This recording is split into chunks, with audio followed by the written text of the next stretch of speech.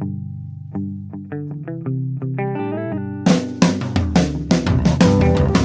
only real God is the one that you believe in. Start looking for the God in others.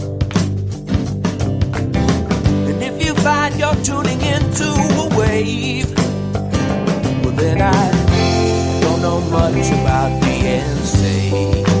Hello, everybody. Hello, friends. Welcome into another episode of Spiritual Philosophy Chatter with the Joneses. I'm Danny Jones. And I am Samantha Jones. And here we are, episode 111. 111. 111. That's 3 ones. 3 ones. In case you weren't counting. What's our topic? This is communicating with the universe through music. Wonderful. Yeah, I love this topic. Cool. Yeah. Well, before we hop into it, because this is right up my alley. Yep. Do you have anything you want to share from last week? I do. Last week we did readings, and more readings. And so I want to read you a couple of the feedback that we got. Great. This is from Jayla. We talked to Jayla's grandma, Sally, and her grandma had told her to stop worrying about death, stop worrying about her son dying, stop worrying about all of that because she's going to live a long life. So this was Jayla's response. Thank you, thank you. I have been constantly worrying about death lately and that something bad is going to happen to my mom, my son, or my fiance. I've been stuck in this loop of just things are going to happen, so that helped me a lot. And my grandpa is still on hospice and passing soon. So it's like death has been around me so much. I just feel like it's going to happen to everyone. I don't know. It's confusing. I think I just can't take any more death right now. And I am terrified. So thank you. Yeah.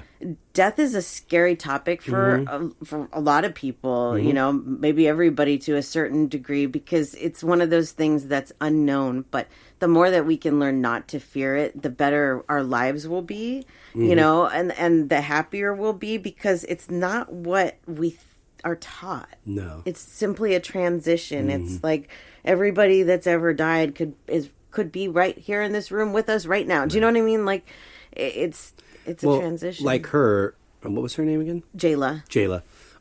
Sorry. I was kind of crippled by that in my psyche for a long time. And the whole thought of it.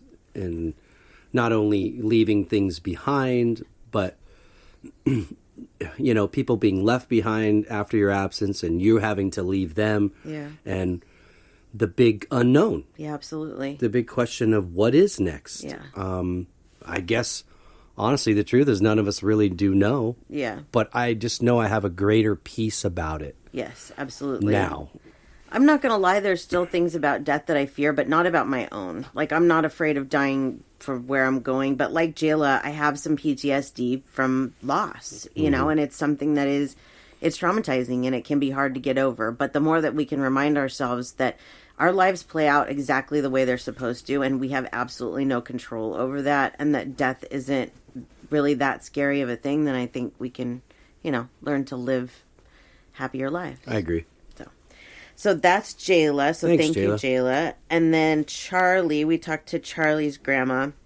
And Charlie's grandma, I had said that I was picking up, she was somewhere from the South, and I was like, New Orleans or Alabama or something, and or I said Louisiana or Alabama, and you said like New Orleans. I said, yeah, something like that. It was Mississippi. But, you know, it's like, I get that. We're like, the South, but where? Like, give me more specific, and then I try and guess it, you know.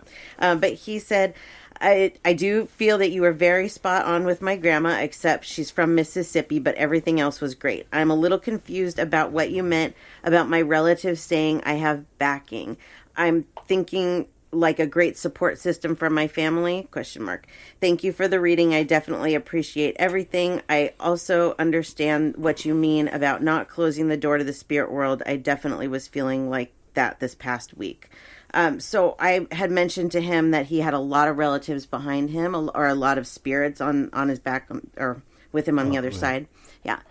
And really, I mean, what I mean by that is exactly that. You have a lot of people that are helping you, they're guiding you, they're watching you, they're giving you signs to let you know that they're around and which way to go in life for all of us, you know, but they made that like a point, I remember. And I think, Charlie, honestly, the reason we do this podcast, one of the reasons we do this podcast, is to try to enlighten or help enlighten people to the fact that your loved ones, your soul family, some you've never met, some you may know very well, but anybody that's crossed over to the other side is there, right there, Yes. helping you. Absolutely. That's what we kind of, if anything, we want to bring to the forefront is that, yes, angels are real. Yes. And they're very much working for the greater good of everything. Absolutely. Mankind, the universe, Mother Nature, animals, whatever. Yep.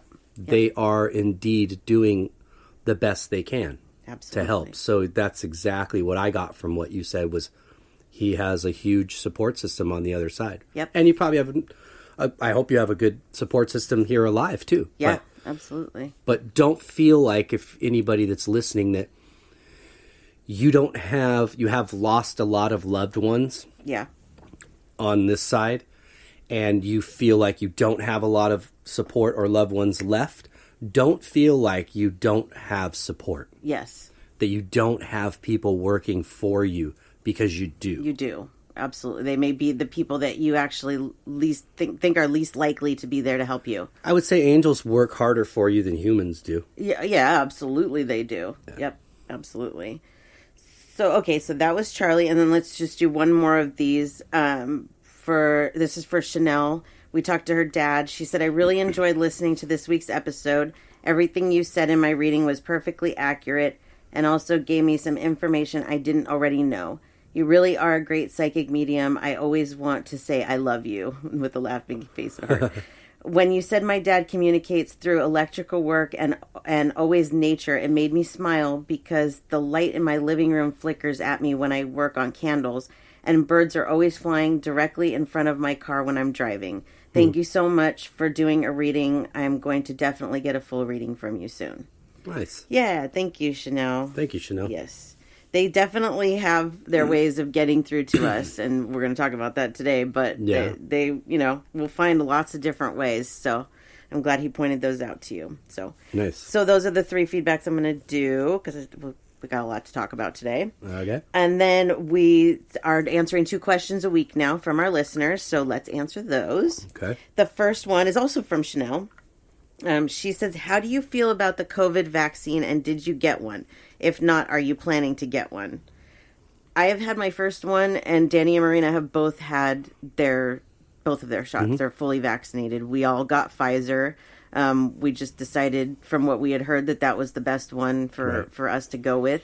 For me, it was never a question in my mind of whether I was going to get it or not. I feel like it's kind of our duty right now. I don't worry about all of these things that people are worried about. Like, there being a microchip in it. Please, we carry around a phone. They don't need to put a microchip in a vaccine. We all have an ID and a driver's license. It's all in there too. So yeah, I'm not afraid of catching COVID. I know that that's not how I'm going to go out. You know what I mean? Like, there's things about my life that I know, and I just know that that's not how it's meant to go for me.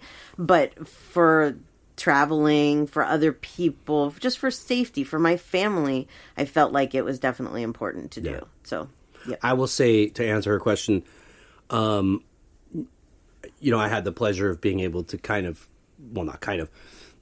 to sit with you while you channeled your mom at the beginning of this, because I did have some concerns. I think at first I took it lightly, like, this is another flu. Yeah, me too. And then you could see, after seeing, reports and television and things, okay, this is just not another flu. Yeah. Okay?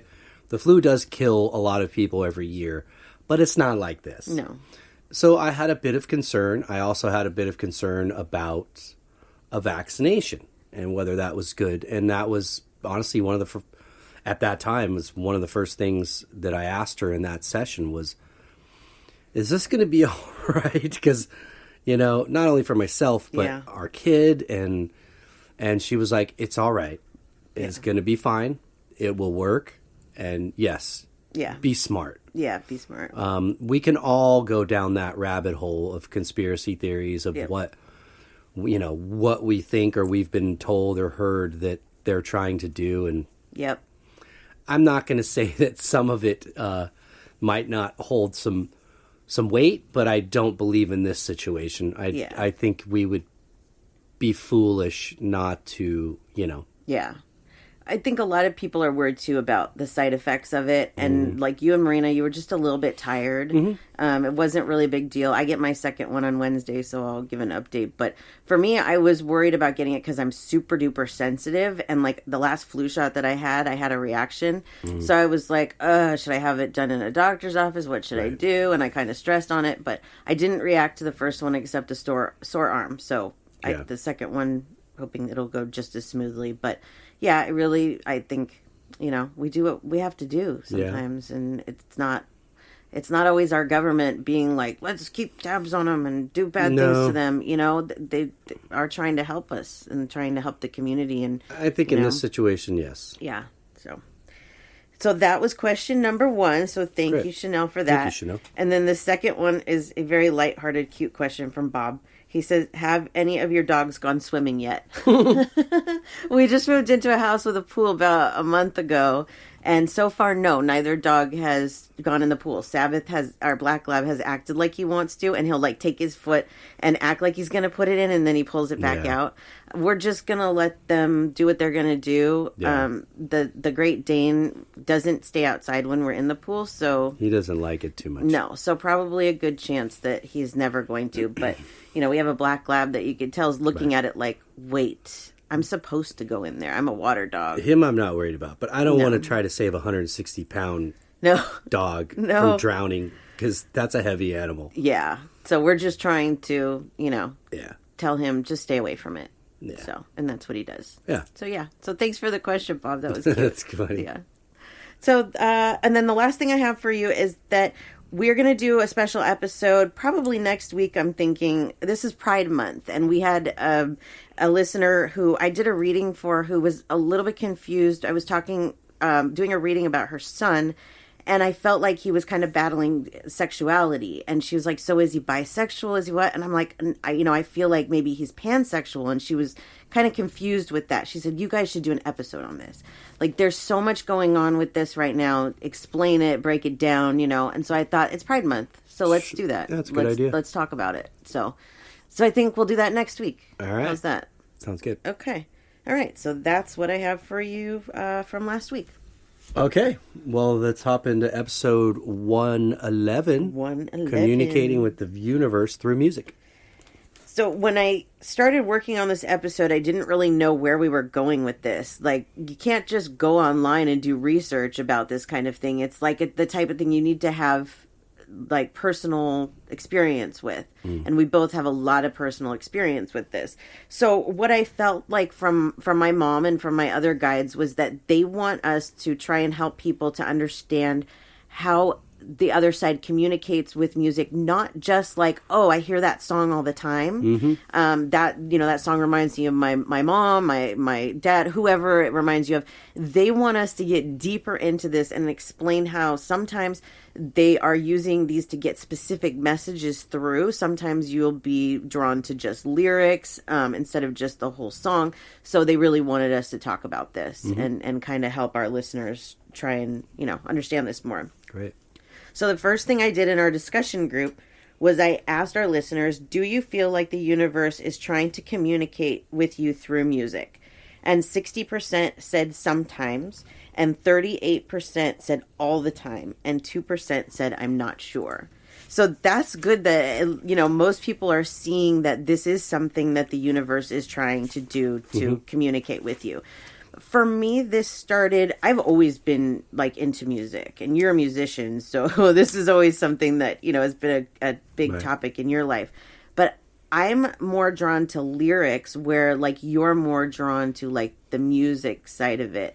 But like my whole life, I've always been drawn to like the lyrics and what they might pertain to in my life. Right. But when my mom died, it really intensified. Right. Like I started hearing these songs that just, it felt like they were written for exactly what I was going through at that moment.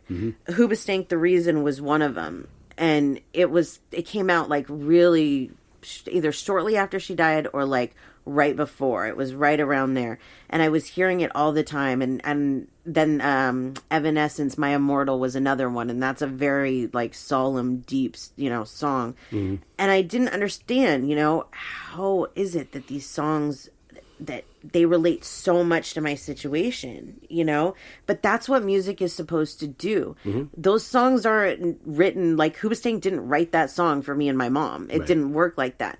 But the universe, the spirits, they can take those songs and play them for us at the appropriate time to relate them to our life. Mm-hmm.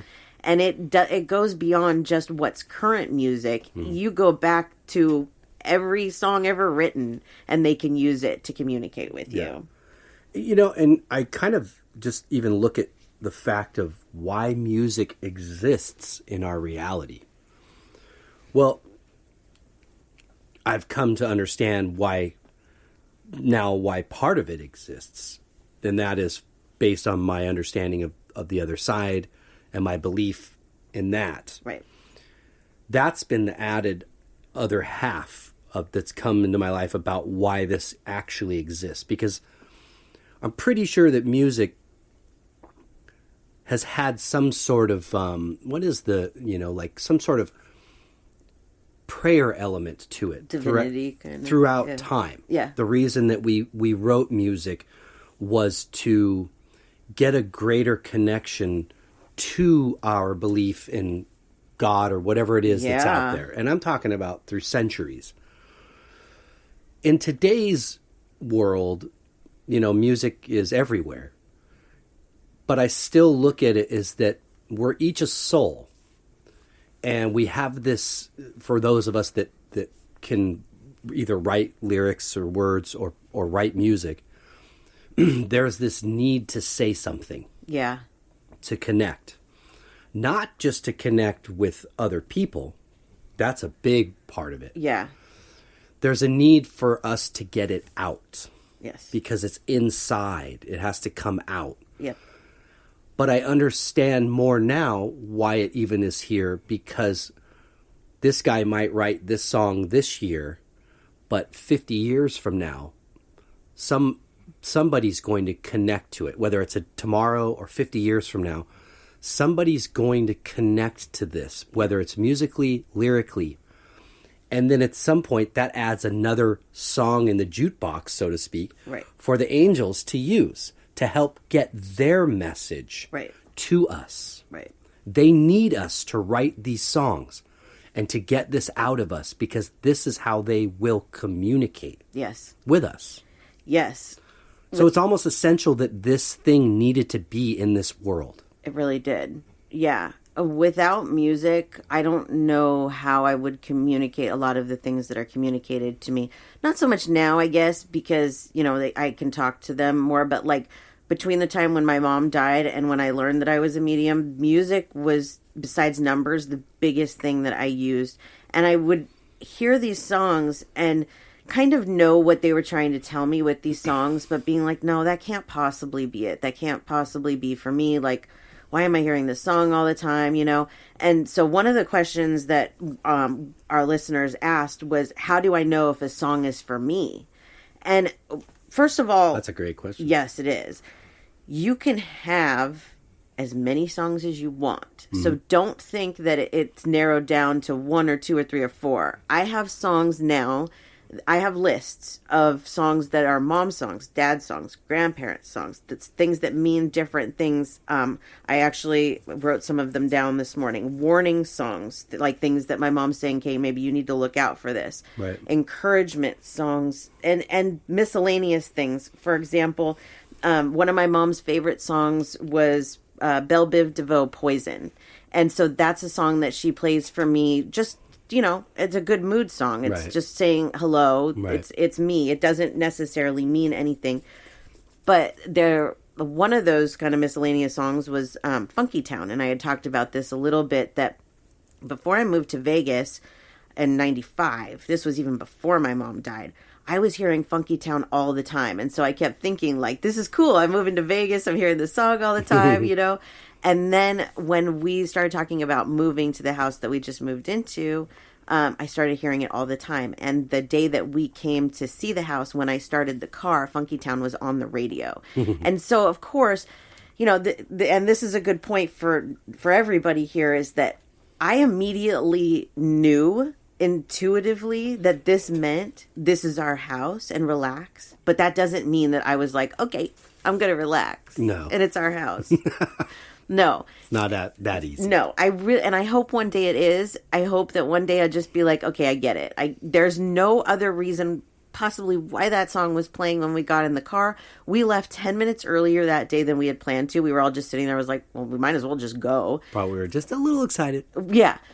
And turn the car on, and it's just starting, just playing. That happens to me a lot with Every Breath You Take. There's a part in the song that I quoted in my mom's eulogy, and sometimes I will get in the car right before that part starts. It's very rare that I'll pick up that song like towards the end of it. It's usually either from the beginning or right before that part starts. That's cool. That is the number one song that she uses to communicate with me. If I don't hear that song while I'm out, like at least by myself, it's very, very rare. Right. So these things, if you're hearing songs all the time, don't just throw them away to be like, you know, oh, they always play this song on the radio. Because I used to do that too. Oh, they always play this song. Well, recently I've been hearing Duran Duran Rio all the time. And here's another good example of how to know a song is for you. I don't have any connection to this song at all. Don't really care for the song. I'm still trying to figure out what this means, because all of a sudden I'm hearing it every time I'm in the car at least twice. And I mean, sometimes I'm in the car for 15 minutes and I'll hear it twice, you know? So I'm still trying to analyze what this one means. The only thing I've been able to think of so far is it's like my mom will assign songs to people. So I know she's talking about people, and she has a best friend that lives part of the year in Rio and in Brazil. Right. And so I was thinking maybe it was associated with him. But I know that it's a song because it's being shoved down my throat for the first time ever. And you've seen it. Like, we're in the car, and I'm like, damn it. Yeah. Here it comes Can't again. get away from this song. I can't. You can run, but you can't hide. So I still don't know. But you'll get that feeling of like, I hear this song all the time. Why do I hear this song all the time? Even if it doesn't like make sense to you of why you're hearing this song, there might be something in it, like a lyric, like even just one line that is supposed to be meant for you. And even if that one line stands out to you, then take that song as being for you. Yeah. And also, don't discount songs because not every word fits you. Because not every word is going to fit you. That's part of the challenge. Yeah. Sometimes. It's like, it's sort of interesting, and I'll go back to this, I've used it before. It's like opening up the back of the paper and seeing the horoscopes. And a lot of people go, well, yeah, you could apply, millions of people could apply that to their life. Well, yeah, because there's billions of people on this planet that could be potentially going through similar situations. Right. Totally different, but similar in ways. Yes. And this is a way to get your attention. Yes. However, you know, with these songs, like you said, it's like, well, that doesn't apply. Yeah. Well, why was, you know, and the more I listen, this part of my life has taught me as a musician to listen more lyrically, because I was kind of guilty of listening just to the music a lot. I want to see what the music did to me first. Right. If the music draws me in, then I'm going to want to hear what they're saying. Right. I'm the opposite. Right. This now has caused me to do a couple things. To kind of strive to hear the lyric first, if not right at the same time. But it's also made me start writing lyrics. Yes. To songs, which in the past, I was just a guitar player. I didn't. Yeah. And now in Gypsy Browne, Tom and I work together. Yeah. And often he'll throw melodies and I'll write lyrics. Yep. You know, or he'll write lyrics. Yep. And I might have a melody. But this is kind of the first group where I've been able to exercise that. And looking back and going, wow, I like wrote a story about something to someone someday might affect them. Yes. For me, it's my own personal thing. Something I've had happen or gone through. Right. But it's interesting. Yep. Yep. And I agree with that because we were talking about this earlier, and I said, you know, certain songs, and you talked about how your parents might start giving you songs, like say you have a deceased parent, they might start giving you songs that were more of their generation. Yeah. And of their interest. But there's still a message in there. Yes. This is part of the challenge about getting enlightened and awakened, is that you have to do the work into figuring it out. Just like you as a medium, when they're sharing with you information about things, you have to take images and make a storyboard about it, essentially. Right. That's kind of the same thing that's going on in the song, is it's lyrical.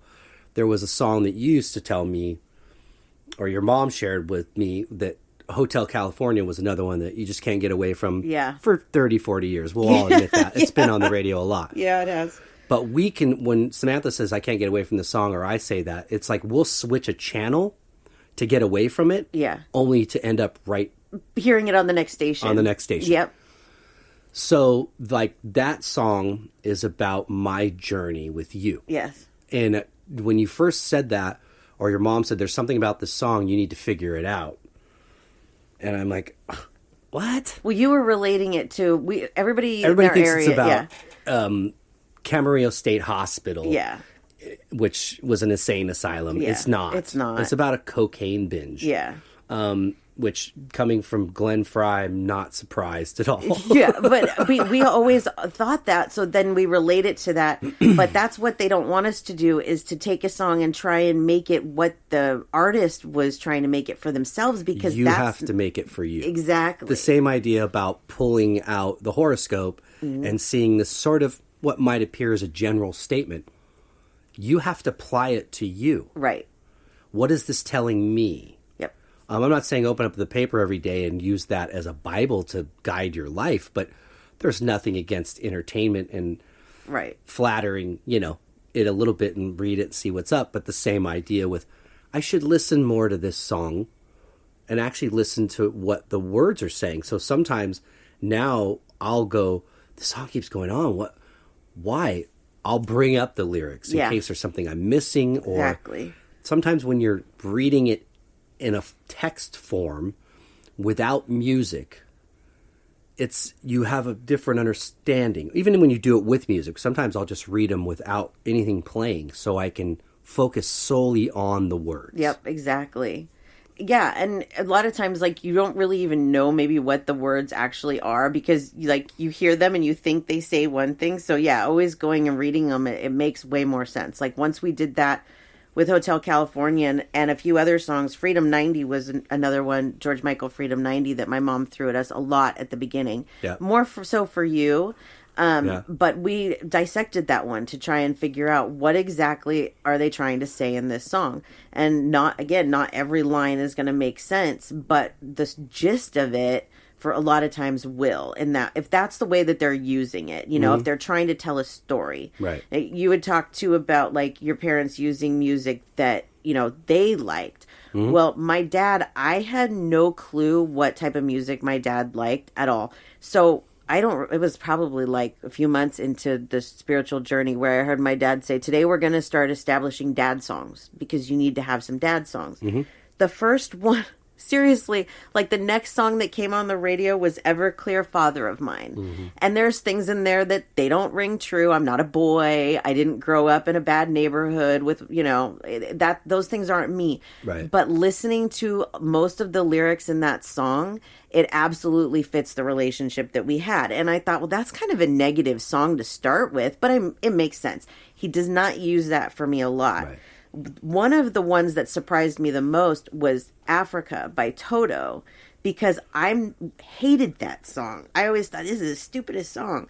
And then I started hearing it all the time, and it was another one of those that was being shoved down my throat. And so I was like, what's this about? Your dad loved this song? Yeah. It's a dad song. I think Father of Mine, I feel like I just felt this because he was now opening the door to a relationship with you from the other side, which he didn't have much of one with you here. Right. That was his apology. Yeah. Kind of. I think it was his acknowledgement. It was, I don't know if it's apology, but it was his acknowledgement of saying, I wasn't the greatest father. Exactly. Yep. And I know that you felt that way, and I'm sorry. Yep. And then one of the next ones that he picked, and I messaged you, I said, it's not going to make sense to you, but listen to it. Well, you watched the video, so it really didn't make sense to you, was Hey Leonardo. And it's like talking about how she doesn't care about, you know, all the things I have, my big screen, my, you know, all these things. Right. And that was my dad's way of saying that it's unconditional, that, you know, on both sides, like, I don't care what he has. It's not that kind of relationship. We're just, you know, and it made sense to me. That was more of the, like, moving on song kind of. I rarely ever hear that. Most of the time I hear Africa, and I hear a lot of Billy Joel, Tell Her About It, Uptown Girl. Right. But these are all, like, things that I didn't know that he liked. And, you know, some of it I would have listened to, but not have considered to be like songs that I related to, but I learned. And so whenever I thought that, like, okay, this song is maybe a dad song, then we just said it. You know, like Everclear has other songs. Santa Monica is one of them because he lived and worked in Santa Monica. So we stayed with Everclear. So Everclear songs, same with Billy Joel. So you kind of can set these things too. So there's no right or wrong answer to, is this song for me? If you want it to be for you, set it to be for you. Say, okay, this is a dad song, or this is a song that you're telling me, you know, something's coming, or, you know, you're telling me good job. You can set it for whatever you want, whatever you want. I had also mentioned just pulling out little lyrics. Now, here's an interesting one. I am a huge Britney Spears fan, which some people may think is sad, but I am, and I am not ashamed to deny it. No comment. Yeah, I know. There's a song called I'm a Slave for You. Now, this I would never have considered this to be a song in my list of, you know, spirit songs. But in the middle of the song, several times she says, kitty, kitty, kitty, kitty. And she goes on and on. Well, one day my grandma pointed out, hello, she's saying my name right here in this song, right here. And so now I know when I hear it, that's what stands out to me in that song now. It never did before, but when I hear it, it's almost like the volume goes up. Right. Like it's grandma saying hello, because establishing songs with my grandparents was honestly harder because of the generational gap. Like one of them is My Way by Frank Sinatra, that my grandma loved that song. But how often am I really going to hear that song?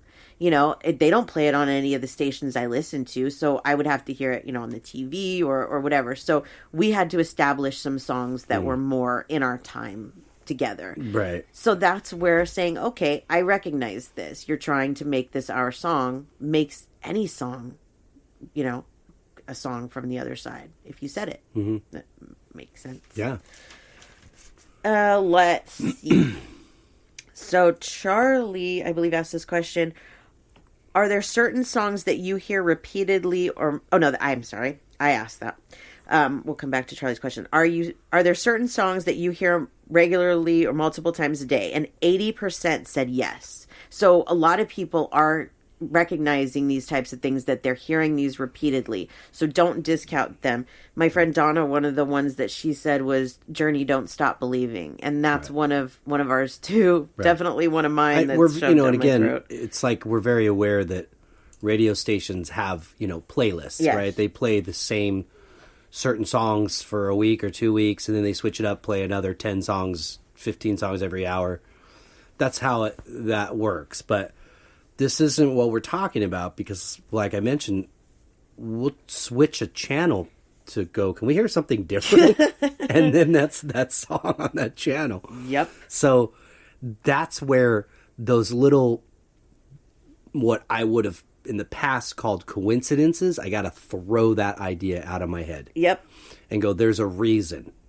Yes. There's a reason. And it might be one of those little small microscopic seconds in the day that didn't require much attention mentally. But if I caught it, then I caught it. Yes. Because there's a reason. That's exactly right. Exactly. And I used to think, like, how do they do this? Because the radio stations don't make their playlists based on me, you know? What it is it's timing. So they have a lot of control. Like I said, when we came to look at this house and we left 10 minutes early, it was because that song was on the radio. It's like a little tap on the shoulder, like, well, you might as well just leave. That's their way of lining it up so that you hear these things. So I've recognized, like, even in like traffic or whatever, where things are slowing down or speeding up, I just go with it because I realize that they're timing things the way that they're supposed to be timed, you know? So it's not that the radio stations, you know, like, oh, I should play that song. No, because they don't. Were they catering to me? Yeah, exactly. No. That's exactly right. And Hoobastank certainly didn't write the reason for me, even though it sounds like it. But it's just the timing that they're able to make this timing happen. I was getting a pedicure like a couple months ago, and they were playing instrumental music, and I was sitting there not even paying attention, and all of a sudden Celine Dion, what's the name of that song? Because You Loved Me. That's a song I danced with my grandfather to that when I married my ex-husband. And it came on an instrumental, and it was the first song that actually grabbed me, and I was like, oh my gosh, that's so funny, you know? It's one of those songs I appreciate in instrumental because it makes me cry. It's very emotional. Yeah. So they'll do those types of things too, you know? Right. Okay, so here's Charlie's question. When we play old songs randomly, could it be our past loved ones wanting to listen to that song while they're around us? Yes. Yes. That's a great... Yes. That's part of it, yes. We have one recently. We've been listening to Apple Music a lot, just in the house, putting it on the TV, and then we just, listen to it. And a lot of times I put on, like the Pink Floyd station or, Pink Floyd and similar. So the other day, Desperado came on, and I all of a sudden hear my mom go, I love this song, and she starts singing it, right? There's no talking during Desperado. There's no talk, yeah. So yesterday we went out to dinner, and when we came home, walked through the door, that's the song that was on, because we leave it on for the dogs. Mm-hmm. That was the song that was on, and she loves Seinfeld, and there's an episode in Seinfeld where Elaine's dating this guy, and he loves Desperado, and exactly, there's no talking during Desperado. Shh. No. So that's what I hear. There's no talking during Desperado. So it's like a double hitter. She loved the song, and she loves Seinfeld. So... yes, there's actually times on the radio too where I'll hear a song and I'll be like, and I'll hear my mom go, I love it, leave it. Yes. And it's like, but you can hear whatever you want to. Nope, just leave it. Yeah. Okay. I'll leave it for you. I'm not exactly sure how this works in a physical sense, but they definitely live through us. They re-experience the feelings of music and excitement and things that are thrilling and whatever. Yes. They live that through us. And I don't know if that means they can physically come into us. Right. And merge kind of with us for a moment, but that's why, other than to share and guide us, they are getting some pleasure out of this. Absolutely. And they do it for the pleasure as well. Yes. They do it really to help, but they're getting a reward out of it. And that is, they no longer have a body that can feel the subwoofer. They no longer have the eyes that can tear up when a song strikes a chord with them. Right. But they can relive it through us. Absolutely. Yep. So it's, everybody wins. Yep, absolutely. Have you ever, well, I know you have, but to our listeners, if you've ever had the goosebumps where you're hearing a song, when you're really super connected to the other side and to a song, you don't just get the goosebumps. You get the entire body chills. And really, like, shortly on in my spiritual journey, it started happening where it was, like, overwhelming. Like, my whole body felt like it was tingling, and it still can do that. But I don't know, at first it was just like, whoa, what is happening to me? And then, like, sometimes the tears will come on. That's when you really know that the song is, like, touched you and you're connected. And you can really do that with any song, actually. If you, like, sing and get deep enough into it, you can connect to any song like that. Oh, yeah. Yeah, because no matter what kind of music it is, it's divine, and it's a connection to the other side. We may not understand all types of music, and we may think some of it is, bad, but it's not, because it's all art, and it's all people expressing themselves. And the other side, they don't look at the words that we use or the things that we say. They're looking at the art of it. You know what I mean? Like rap is one thing. Well, wouldn't rap be considered bad? Or like, what about like, hard rock, like the screaming stuff? Well, everybody has their own taste. So what would it be for the other side, for God, for the universe to say, well, no, that's not divine. No, it is. It all is. Yeah. All of it. Yeah. We still have our free will. You know what I mean? To make it and evolve it and create it into something unique. And that's why we have so many different kinds of music. And today, there still seems to be new types of music that come out. Absolutely. That blows my mind, because I thought, well, it seems like we could only really create so much. Yeah. And then that would be like the pinnacle, and you can't go any further. But no, as long as there's a mind right behind it, it's possible to make something different. Right. You know? A lot of times when songwriters are writing, the other side is actually writing through them. Yeah. In Bohemian Rhapsody, the movie, they show Freddie writing Bohemian Rhapsody. And I don't know if they meant to do this or if I was just picking up on it, but it really felt like it was coming through him, and he knew that. Like, he was listening, like, intently listening. Oh, there it is. Write it down. And you've told me lots of instances of articles that you've read about musicians that, you know, have all of a sudden had this just come to them and they have to write it. Yeah. It's because it's coming from somewhere. It's coming from the other side, and you need to write it down. Yeah. you know? I mean, Eddie Van Halen is a great example, and I've seen him say it on multiple occasions in interviews, that he was just a channel. Yeah. This guy never learned how to read or write sheet music, yet he ends up being one of the most profound and influential guitar players of not just several decades, but of all time. Right. And his answer was always, I'm just a channel. Yeah. Where do ideas come from? Not me. That's right. That's right. I'm given them, and I'm supposed to make it come through me. And that's kind of what I tried to. I'm not anything like Eddie Van Halen by any means, but in my musical path was like, give me something. Right. Whatever it is, give it to me.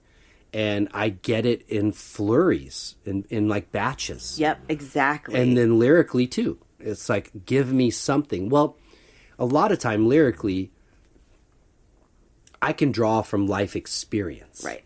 So, and that's where, you know, a lot of great songs come from pain and suffering. And somehow, somebody that has no idea who you are or what you're talking about can connect to that. Yeah. That's freaking incredible. Yep. So there is a reason that music's here. It's for us to be able to speak our minds and our hearts with not ever having to speak. Right. If you didn't want to. I've always said this about standing in a room full of musicians and playing music is like, even before one word is sung, the instruments themselves are now speaking together in a way that is just like, I'm getting the chills right now, but it's communicating without words. Then the words is kind of just like the icing on the cake if you choose to add them. Right. You know, but there's a reason. And we pull from our experience. I think the music for me comes more from the divine. Yes. The lyric comes from experience and pain and happiness and you know, for sure, suffering, whatever it is. Yep. It comes from emotion. It absolutely does. And that's what it's supposed to do. It's supposed to evoke emotion in the writer, but also in the people that are listening to the music. You know, one of the things that writers suffer, I'm working on writing a book, but there hasn't been a whole lot of work going on. But one of the reasons why there isn't a lot of work going on is I get writer's block a lot. But I've realized that when I get that writer's block, it's because I'm not as connected as I need to be, because literally my whole book's going to be written with me just sitting there being the one that's doing the typing. I know it's just going to come through me like everything else, you know? And that's the way a lot of times that it works with music writers, is that if there's a block, it's because they're just not focused. They're not connected, and they need to slow down and meditate and get focused again. We just look at it as like, I can't do this because I can't focus. Well, no, you can't focus because you're not connected. So, you know, need to work on getting more connected. So, yeah. So let's see what else I have. So something else I wanted to talk about is how they use numbers as well as music. When I first started recognizing these things, I had really one number, and that was 13. And then my mom slowly started throwing songs at me and more numbers at me. Okay, so I've been doing this now with my mom for 17 years. And the last 3 as a medium has made it even more intense. So now I am faced with all day long with numbers and songs and other signs. It's all day because I recognize it. So I wanted to give an example of if you start recognizing these things, exactly how intense they can get. Last year on my mom's death day, which is April 13th, I went for a drive and I did a tour of my childhood, basically. I went to the houses I grew up at. I went to the cemetery. I just did things that I needed to do to feel connected to my mom. Well, I was sitting outside of my grandparents' house and Every Breath You Take came on. Okay. I will note that that was the second time it came on that day. It also came on a third time when I was on my way home. It came on at times that correlate with my numbers. 1026. 26 is one of my numbers. 1130. 11 and 13 are my numbers.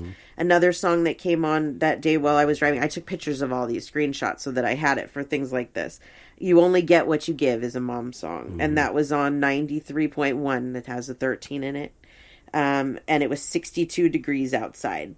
And that's one of my numbers, a 26 backwards. So you see how just because like it was 62 degrees doesn't mean it's not for me because it's backwards. Now, a long time ago, I wouldn't have looked at it that way. But now that I know how to decipher these things, I will take them backwards, forwards, like that. Another Brick in the Wall came on right after that mom's song, 1052. 52 is my mom's birth year. Hold On, Wilson Phillips came on at 11:11 on 101.1. These all happened to me in a 2-hour time span. There were more, but these are the ones that I took screenshots on. I just remember that whole morning being like, it's just constant. It's just one mom song after the other. So once you start to really recognize that and show them that you're recognizing it, they start to throw more and more of these numbers along with the music in, the sequences. They will use these songs at certain times to give you messages. There's this song on TikTok that I had never heard on the radio, and it's called Vacation by Dirty Minds, and it says, hey, I'm on vacation every single day because I love my occupation. And then it says, hey, if you don't like your life, then you should go and change it, or something like that. This was the first time I heard it on the radio. It came on at 11:33, so you got 213s there. And I think it was the last time that I was driving to our old house. But it correlated with what was going on. It was like an intense day, and this song came on. These types of things are them showing you, like, look at what's going on. Look at what's being provided for you. And the more that you listen, the more that you recognize, the more it's going to happen. So, yeah. Pretty incredible. It is. I've seen a couple of crazy things over the last couple of weeks, not really related to music, but one of them the other day was I saw a license plate that said 143, which for me means I love you. And then it said mom. And it was, in California, you can replace letters with like a heart or whatever. So it said M, heart M. So for mom. So it was 143 mom with a heart. And then, it was a couple of weeks ago, I think I told you this one. I was driving. It was the last day when we were moving the last bit of stuff from the studio to the new house. And I was going to take the freeway, and I thought, you know what? I'm not. I'm going to take a side street. And I get behind a car that it says RS Hearts TL. Well, my maiden name is Rozier, so SR would be backwards RS, and her name was Linda Turner. So it's her initials backwards. So you may say that these things are coincidences. I know better. Right. And most of the time when I look at the clock or I look at my speedometer, my odometer, those things too, the temperature, those things will, yes. They have the numbers. Exactly. Or it'll be like 111, 222, even like if you have, it's 65 degrees outside and you have 650,000 miles, or not 650, but 65,000 miles. You know what I mean? Like all of those things, they are coordinating for a reason. You're seeing those things for a reason. Would they happen even if you didn't notice it? Yes, they would. But when you see them, you're recognizing that little tap on your shoulder saying, look at this or listen to this. And the more and more and more that you do that, the more and more and more that they will show you, and the deeper it will get. Right. But you have to acknowledge it. You have to acknowledge it. If you're just looking at it as coincidence or, I've heard this song a million times, and you're not bothering to look any deeper, then that's as deep as it's going to go. Yep, that's exactly right. If you think that it's a sign, it is a sign. If you think it's a coincidence, it's a sign. So change the word coincidence. My grandparents owned a chain of nurseries called Green Thumb. And in our old neighborhood, I would always see the Green Thumb truck. But only like the last year that we lived there. And it was constant. And then all of a sudden I stopped seeing it. And then we moved here and I hadn't seen it in forever. And then guess what? It appears in this neighborhood. Yeah. I was like, whoa, Green Thumb true. truck's following me. You know, it's like, just, total trip. Mm-hmm. Not a coincidence. Nope. No. So recognize those, tell the universe, wow, thanks for that sign. I recognize it. Yeah. And they will continue to throw more and more and more at you. Yeah. Yep. I can totally see why they wanted us to kind of do this episode and, point out all of these things and help people, because I know for myself, even at first I was like, this song, it matches like what's going on in my life except this one line, mm-hmm. or this doesn't fully make sense. It doesn't have to. Right. That's the beauty. Yeah, like for me, Hotel California, I really had to listen close. Yeah, there were some lines in it there. When I first started dating you, you had a Mercedes Benz. Yeah, and that's in the song. Pretty much that whole first part. Yeah, the whole first part. It's a lot of. To me, what I get from it is trust. Yes. It's okay. You're going down this path, or they call it a hallway, but it's trust. That's not what the writer probably intended, and that's okay. Yep. For themselves, that's not what they intended. Yep. I don't think any songwriter wants to make you believe that something's about something it's not. Right. Exactly. Whether they may keep it personal, never share what it means. Yep. And then they may or may not. Yep. But that doesn't mean it can't apply to us. No, and it's funny. Is it Carly Simon that sings "You're So Vain"? Who does that song? I think she auctioned off like telling somebody who that song was about or whatever or something like that. But like all of these artists thought that it was about them, like Mick Jagger and all of them. But that's exactly how it works. If you think that it's about you, if you think that it's for you, take it. Yeah. Like if Mick Jagger thinks that "You're So Vain" is about him, then maybe you are so vain, Mick Jagger. Do you know what I mean? Like if you take it, take it. It's true. Mick Jagger. He's like, whoa, wait a minute. Stop here! Yeah.